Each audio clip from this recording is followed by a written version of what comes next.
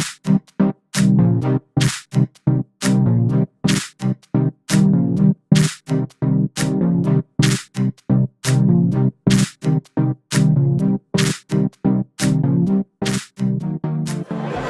it's Robert here with the Board of Games. We're here with the world famous Bruno Faidutti, and he's showing off his new game, Warehouse51. Super excited about this, and just wanted to ask him a few questions about what he does. So, Bruno, what were you thinking about when you designed this game? Well, actually, it started with Sergio Araban and André Zatz, designer of Sheriff of Nottingham. They showed me a game that, well, they liked, but they thought it was not completely finished. We already had worked together on other games, on Formula E, and they had an auction game about antiquities, not something very original, but it had one thing that I liked, the idea that there were fakes, right? And that only some players knew that this card is a fake, this card is a fake, this card is a fake. True. And it made for a nice bluffing system. So we worked this together. We added lots of special effects for every card. Right. But it was still about, good old antics, and publishers saw that it was a fun game, but the setting was not very exciting. Sure. Until we met Rob, who had the idea to make it fantasy. Great. So he said to us, okay, I take it, but just make it fantasy items.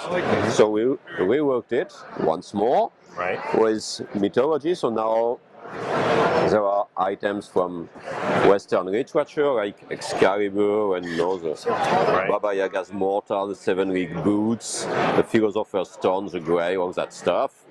From mythology, Pandora's box, the golden fleece, the golden tons fleece. of those are artifacts well known. Yes. Yeah, absolutely. From the Middle East, even from the Far East. This you might not know quite well about it. Sure. Sudarshana Chakra. You know, it's a shuriken 40 miles diameter. Yeah, that's an impressive weapon. Card. Yeah. Yeah, that's fantastic.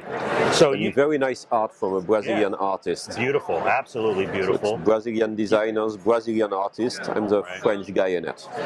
You've done so many projects. I know you've done heavier stuff and you've done some lighter stuff. Which sort of stuff do you prefer? I prefer lighter stuff. Right. I prefer, at the moment, I think I prefer even party games and stupid party games. But my favorite ones either have not been published in English or are impossible to publish. I'm more and more into very, very light and party games. Right, nice. And even this is a traditional auction game, but it's fast-paced, it's a bit chaotic, it's not something very serious. Right. And so how long would a game like this take? Like if I got my friends together and we said, hey, let's play some Warehouse 51. It's 40 minutes. 40 minutes. It's very casual. It's a game you can introduce to people very easily, because even if there is some chaos and lots of cards with special effects, you learn about the effect when the card is turned face up and auctioned. So you don't have players with cards in their hands that they don't understand. Sure.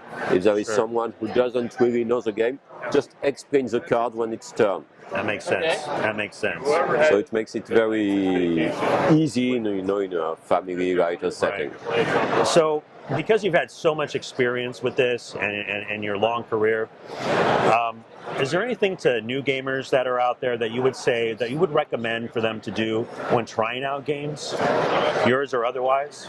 Well, not to take games too seriously. Right. Have good wine or beer, because I think game without wine or beer doesn't make sense. And to play with good friends. Yes. That's it. And to start with lighter games, maybe even to stay there. Absolutely, I'd love to do that. So, if you wouldn't mind, would you consider showing us the game, a little bit about it? Yeah.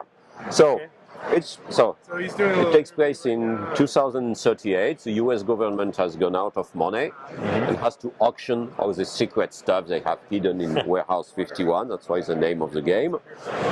And we are billionaires who want to buy this to impress other billionaires. Right. Each player starts with $10 billion. Okay. It's 3 to 5 players. At the beginning of the game, there are also fake cards which are placed between the players. Let's say there are 3 players. We both know that this is a fake. Okay. But the third player doesn't. So maybe we try to have him buy it at quite a high price. And we know that this is a fake.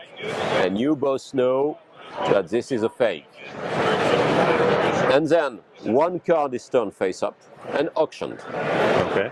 Let's say, this one's not fun. Let's say, okay, the flying carpet. Flying carpet is auctioned. It's a picture I prefer.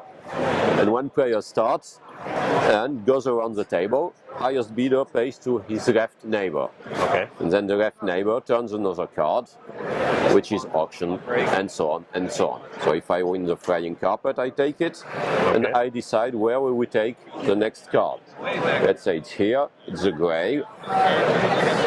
So there's an auction for the gray, and so on. And at the end of the game, we score for the majorities in every category. So you're saying that if I get my hands on this blue card, that if I have several of them, like you might score points for blue. Then I'll get these points. Player with the highest value in blue cards gets 8 points. Second 6 points. Great. That artwork is great. I really love that. Artwork is really great. I agree. That's very nice. So and then who determines who flips the cards? The winner of an auction flips the next one. Okay. And you said this is all can be done in roughly 40 minutes or so? Yes. Okay. More or less. If you want a nice picture, look at the cards. Let's get some of these cards out here. Look at all these. These are really beautiful. These are so nice. And so most of them have different effects. For example, you have this Japanese shield. You win all ties. You get the Spear of Destiny. You cannot take part in the next auction. So it's not just acquiring the card, it's also the abilities that it gives you as well. It's getting the right card with the right abilities. Oh, there's nothing from the green collection here.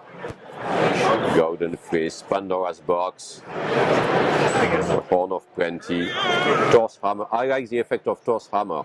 That's not very powerful, but it's extremely unnerving. All right. It's when in an auction, if you say 5, I can overbid with 5. Frustrating, right? It's so frustrating. Oh, that's going to get some people. People are really going to have a lot of fun with that. Well, thank you so much, Bruno. I really appreciate your time you taking with us today, and look forward to everything you got coming out. And I know you have a few other games that are coming out there from other publishers as well. I've got lots of stuff this year. We'll definitely be looking for those. Thanks again. Thanks.